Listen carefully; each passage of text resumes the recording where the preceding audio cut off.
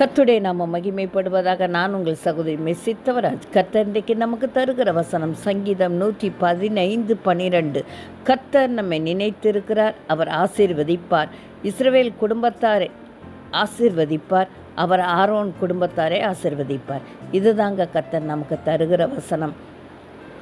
பல வருடம் நம்மோடு ஸ்நேகமாக இருந்தவங்க இன்றைக்கு எதிரியாக மாறிடுறாங்க, நம்மளை மறந்து போயிடுறாங்க. ஆனால் தேவாதி தேவன் நம்மளை நினைத்து இருக்கிறார். நம்மளை ஆசீர்வதிக்கும்படியாய், நம்மளை வாழ வைக்கும்படியாய் அவர் நினைத்திருக்கிறார். ஏற்ற வேளையில், குறித்த வேளையில் அவர் உங்களை ஆசீர்வதிப்பார்.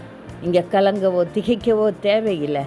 இந்த பாடுகள், இந்த கஷ்டங்கள், இப்போதைய சூழ்நிலை, உங்களால் கடந்து போக முடியாத இந்த கஷ்டமான நிலைகள் ஒருவேளை உங்களுக்கு அவநம்பிக்கையை தரலாம். ஆனால் தேவாதி தேவன் உங்களுக்கு கொடுத்த ஒவ்வொரு வாக்குத்தத்தத்தையும் சொல்லி நீங்கள் துதிக்கிற வேளையில் கர்த்தர் உங்களை ஆசீர்வதிக்க வல்லவரும் நல்லவருமாக இருக்கிறார். ஆபிரகாமை பார்த்து தேவாதி தேவன் இவ்வாறு சொல்லுவார், இந்த நட்சத்திரத்தை எல்லாம் உன்னால் என்ன கூடுமானா உன் சந்ததியை உன்னால் என்ன கூடுன்னு சொல்லுவார். அந்த அளவுக்கு ஆசீர்வதிப்பேன்னு சொல்லியிருப்பார். ஆனால் அதே வேளையில் ஆபிரகாம் 99வது வயதில் தேவாதி தேவன் தரிசனமாகி இவ்வாறு சொல்லுவார், சாராள் மூலமாக உனக்கு ஒரு குழந்தையை கொடுப்பேன்னு சொல்லச்சில ஆபிரகாம் முகங்குப்புற விழுந்து நகைத்து, 100 வயதானவனுக்கு பிள்ளை பிறக்குமா, 90 வயதான சாராள் பிள்ளை பெறுவாளோ என்று சொல்லி மனசிலே சொல்லி கொண்டு, இஸ்மவேல் உமக்கு முன்பாக பிழைப்பானாகன்னு சொல்வார்.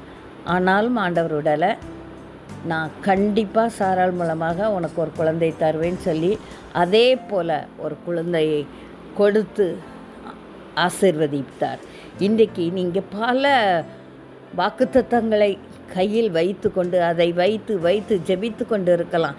இதெல்லாம் நடக்குமா என் வாழ்க்கையிலன்னு சொல்லி யோசித்து கொண்டு இருக்கலாம்.